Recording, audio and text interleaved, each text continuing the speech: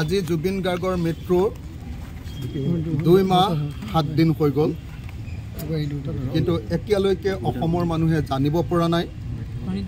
যে জুবিন গাৰ্গৰ মৃত্যু কেনেকৈ হ'বলৈ পালে আজি প্ৰথমবাৰৰ কাৰণে জুবিন গাৰ্গৰ মৃত্যুৰ পাছত অসম বিধানসভা অনুষ্ঠিত হৈছে সেইকাৰণে আমি বিচাৰো যে অসম বিধানসভাত আজি কেৱল আৰু কেৱল জুবিন গাৰ্গৰ বিষয়ে আমাৰ অসমৰ মৰমৰ শিল্পী হৃদয়ৰ শিল্পী দিল কা ধড়কন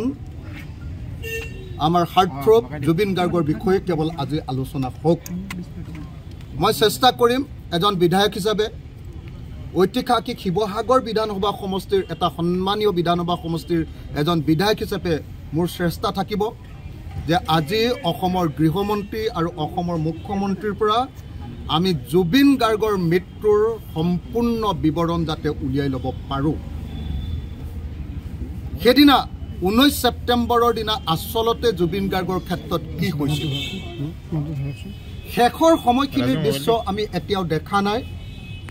আমাক দেখুৱাব লাগে অসমবাসী ৰাইজক দেখুৱাব লাগে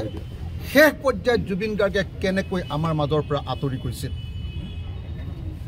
আমাক লাগে যে কাৰ দুখৰ কাৰণে জুবিন গাৰ্গে এনেকৈ মৃত্যুৰ বৰণ কৰিবলগীয়া হৈছিল সেই কথা আজি স্পষ্টকৈ লাগিব মুখ্যমন্ত্ৰীয়ে তালি ভালি কৰি থাকিলে নহ'ব তেওঁ আমাৰ জুবিন গাৰ্গক ন্যায় প্ৰদান কৰাৰ ক্ষেত্ৰত সম্পূৰ্ণৰূপে ব্যৰ্থ হৈছে